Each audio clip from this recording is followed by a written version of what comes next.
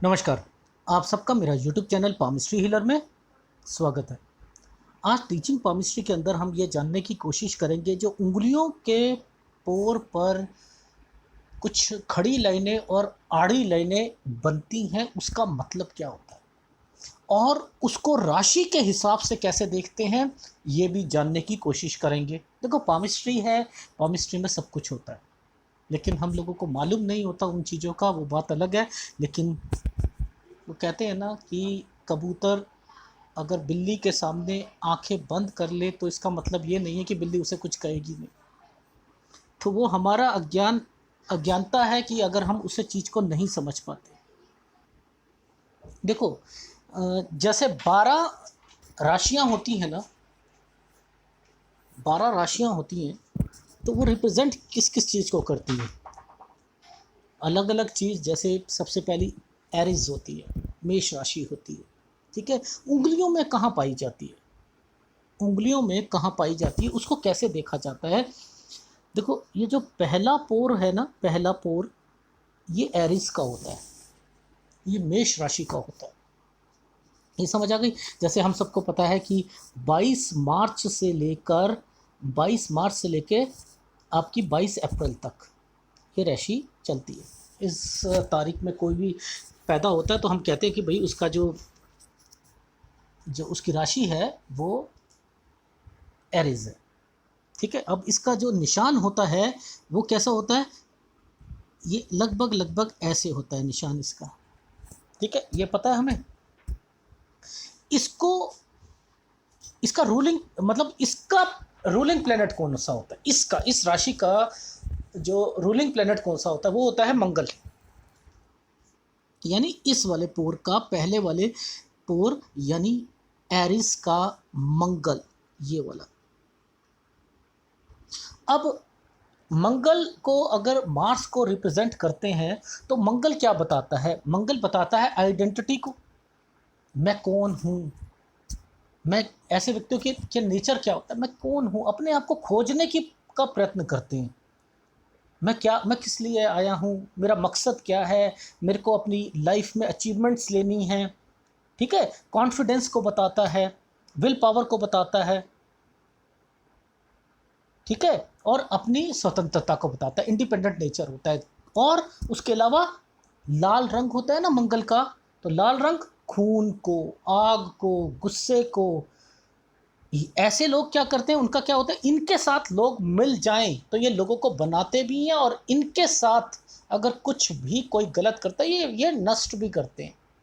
यानी इनका गुस्सा, इनका स्वभाव गर्मी का होता है। ये चीज़ समझ आई हमें। बिल्कुल इनिशियल स्टेज पर समझाने की कोशिश करूंगा। सब कुछ है, घबराने की कोई ज़रूरत नहीं है। पामिस्ट्री में एक एक चीज़ को खोल के बताऊंगा अगर चीज़ है तो। अब यहाँ पर ये देखो, जैसे ये एक खड़ी रेखा यहाँ पर आई है और एक आड़ी रेखा ये है, एक आड़ी रेखा ये है, एक आड़ी रेखा ये है, ये है ना। अब आप क्या समझते हो ये रेखाएं क्यों बनाई गई, आप बताओ क्यों बनाई है। भाई ये बनाई है कि सौर मंडल में ऊर्जा होती है, वो आएगी, वो रिफ्लेक्ट करेगी यहाँ पर। अब इसी एंगल पे क्यों बनाई, बीच में छोड़ क्यों दिया, यहाँ ये बिल्कुल पास में क्यों बना दी, ये क्यों छोड़ दिया, ये लंबी सी रेखा यहाँ तक क्यों चली, यहाँ क्यों नहीं टच हुई, ऊपर से ये वाली रेखा क्यों नहीं टच हुई। सर ये नहीं आता, ये नहीं आता सर हमें। अच्छा, हर ग्रह किस डिग्री पर होता है, आपने ज्योतिषों को देखा होगा, वो बताते हैं कि ये कितने डिग्री पर होना चाहिए। ये घूमते हैं, ये 30 डिग्री, इसे 30 डिग्री क्यों बोला जाता है, क्यों, कितने राशियां हैं, 12 12 राशियां हैं, 360। ये क्या है, 30 डिग्री, ये 360 डिग्री। ओ 360 डिग्री ऐसे घूमकर ऐसे, अच्छा ये चक्कर लगा रही हैं, यानी ये चक्कर लगाते हैं। अब इसमें कैसे पता लगे कि कौन सी डिग्री पर क्या है, हमारा जो मेष राशि वो कितने डिग्री पर काम कर रही है और उस पर किसी दूसरे ग्रह का प्रभाव नहीं है, ये कैसे पता लगे कि दूसरे ग्रह भी उसे तंग करते हुए दिखाई देंगे या नहीं देंगे? सर थोड़ा सा क्लियर करके समझाओ, ये क्या कहना चाह रहे हो? अगर यहाँ पर कुछ लाइनें यहाँ पर हैं तो दूसरे ग्रह भी उसे कहीं ना कहीं तंग करते हुए दिखाई देंगे, आड़ी रेखा पर अपना असर डालेंगे और खड़ी रेखा पर वो पॉजिटिविटी लेके आएंगे। समझाता हूँ, पहले डिग्री की बात करते हैं। इसके टॉप फैलेंज के ये ऊपरी हिस्सा है, इसे 0 डिग्री मान लो, मान क्या लो होता है। ये 30 डिग्री है, ये वाला एरिया 0 डिग्री, ये 30 डिग्री, ये वाला, ये 0 से 30 डिग्री इसको मान लिया आपने? बिल्कुल सर मान लिया। अब ये रेखा 0 30, इसका हाफ 15, इसका हाफ 7.5, इसका हाफ 22.5। सर समझ आ गई? अब ये यहाँ से थोड़ा सा ऊपर है 14 डिग्री, 14 डिग्री ख़त्म हो रही है सर लगभग 28 डिग्री पर। ठीक है सर, 14 28। अच्छा सर यहाँ पर एक आड़ी रेखा आई है, ये रहा 13 डिग्री पर आड़ी रेखा। ठीक है जी, लगभग 27 डिग्री पर आड़ी रेखा। ठीक है जी, अब इसको कैसे समझे? ये चीज़ समझ आई? इसको भूल लो ना, अब तो ये लिखा के तो आपको समझ आ रही है, लिखा हुआ है इसलिए समझ आ रही है। जिस यहाँ से हमने शुरू करा, हमने इसको आधा कर दिया 7.5 डिग्री, इसे आधा करा 15, ये थोड़ा सा लाइन ऊपर थी 14, ये थोड़ा सा और ऊपर आड़ी रेखा है 13 डिग्री पर। ठीक है, ये 28 डिग्री पर। आड़ी रेखा का मतलब क्या होता है? देखो, आड़ी रेखा बताती है कुछ गलत होने वाला है, ये बैड एनर्जी को बताती है। खड़ी रेखा समथिंग अच्छा होने वाला है, गुड होने वाला है, ये उसको बताती है। ठीक है, अब ये समझ आए।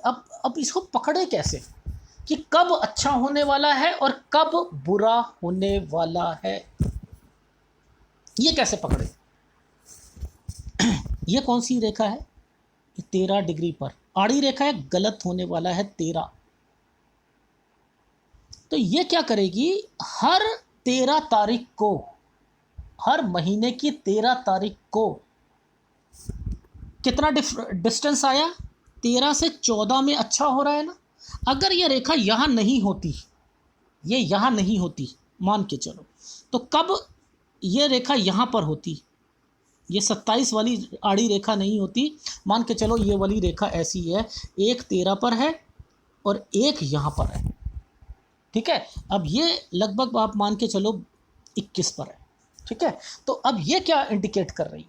ये कह रही है कि हर 13 तारीख से लेकर मैं आपकी लाइफ में कुछ दिक्कत पेश करूँगी। हर महीने की 13 तारीख से लेकर मैं, ये कौन सी तारीख है? ये 21, 13 से लेकर 20 तारीख तक थोड़ा सा आपको संभल के चलना है, यहाँ गड़बड़े हो सकती हैं। फिर 21 से लेकर आपकी लाइफ में यहाँ तक, ये कहाँ तक है? 28 तारीख तक ये चीज़ें अच्छी होंगी। और जो बीच वाला टाइम है, ये जो होगा आपका इतना नुकसान नहीं होगा, जैसे 13 को ज़्यादा होगा और 13 से 20 तक इतना नुकसान नहीं होगा। तो अच्छा, आपने ज्योतिष को देखा होगा, क्या कहते हैं? अच्छा टाइम आपका ये वाला तारीख आपकी अच्छी, ये हर महीने रोटेट करती रहेगी, हर महीने रोटेट करती रहेगी। अब मान के चलो कि किसी के हाथ में यहाँ पर कोई रेखा ही नहीं है, यहाँ रेखा ही नहीं है, तो क्या मतलब है इसका? अगर किसी के पहले पोर पर, एरिस पर कोई रेखा नहीं है तो क्या कहेंगे?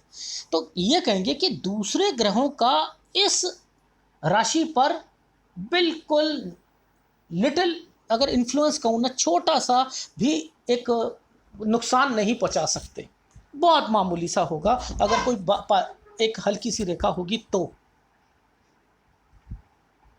ठीक है, तो इस पर प्रभाव दूसरे ग्रहों का नहीं डलेगा, और अगर किसी का है तो वो ग्रह भी डालेंगे।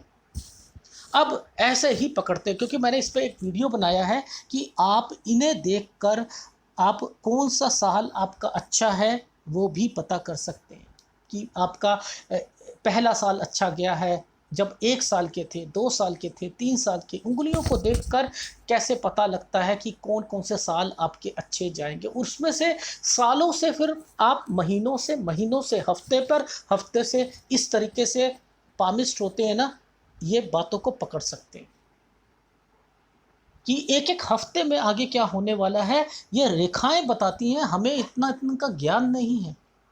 तभी तो हम गलतियाँ कर जाते हैं कि हम ये कह देते हैं पामिस्ट्री में कि भाग्य रेखा यहाँ जा रही है। देखो 36 से 42 के बीच में ना, आपको 47 के बीच में कुछ ना कुछ यहीं पर आपको उपलब्धि होगी। क्यों नहीं बताया 36 के बाद 37 और 38 का, 39, 40, 41, 42? क्यों? क्योंकि उसमें ये कैलकुलेशंस नहीं आती हैं। जब इतने सालों की नहीं आती तो ये हफ्तों की कैसे आएँगी? ये तो हफ्तों की बात हो रही है। ये तो हफ्तों की बात हो रही है।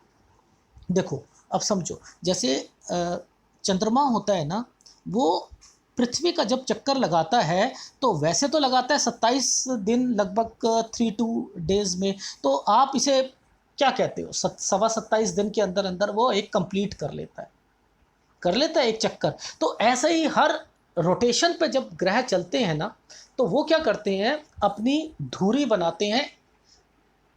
धुरी का मतलब होता है कि वो घूमते हैं, ठीक है? तो वहीं से जो डिग्री जो होती हैं वो रोटेट होती रहती है। अब इसको देखते हुए जो पामिस्ट होते हैं या ज्योतिष होते हैं, वो कहते हैं कि आपका, वो कुंडली को देखते हैं कि आपका ये वाला ग्रह इतने डिग्री पर बैठा हुआ है। और हम कहते हैं, एक अच्छा पामिस्ट कहता है कि अरे अच्छा, आपका राशि ये है, एरिस है, उँगली दिखाना आप, अच्छा, आप ऐसा करो, ये डिग्री का आप ये चीज़ पहन लो। अब दूसरा पोर क्या आता है वो अगले वीडियो में बताऊंगा कि वो टॉरस के लिए। अब दूसरे पोर पे भी तो उँगलियों के निशान होते हैं, उस पे कौन सा ग्रह का इम्पैक्ट पड़ता है, वो कौन से साल, कौन से महीने से कौन से महीने तक का आता है, तो वो अलग वीडियो में बताऊंगा। पर ओवरऑल आपको ये समझ आ गई पामिस्ट्री कितनी डीप मर है, इसे समुद्र शास्त्र क्यों बोला गया है। यानी यहाँ से भी हम परख सकते हैं। अब एनालिसिस में हमेशा कहता हूँ, जैसे बहुत साइन होते हैं इसमें, बहुत साइन होते हैं इसमें, मैंने वीडियो बना के बताया हुआ है, ऐसे वाला साइन भी होता है, ये साइन भी होता है, इसका मतलब अलग होता है। यहाँ पर ये देखो, ये रेखाएं यहाँ चल रही हैं, यहाँ चल रही हैं, बीच में एक रेखा आई है, एक रेखा ये आ रही है, ये क्या है, ये किसको रिप्रेजेंट कर रही है? यहाँ पर समझने वाली बात होती है कि ये टाइम पीरियड जो है ये कब से कब तक आएगा, यहाँ पर ज़्यादा इम्पैक्ट पड़ेगा इनकी लाइफ में। वो महीना, वो दिन, यहाँ पर वो जितने अच्छे ज्योतिष होते हैं ना, वो ऐसे पकड़ते हैं इन चीज़ों को।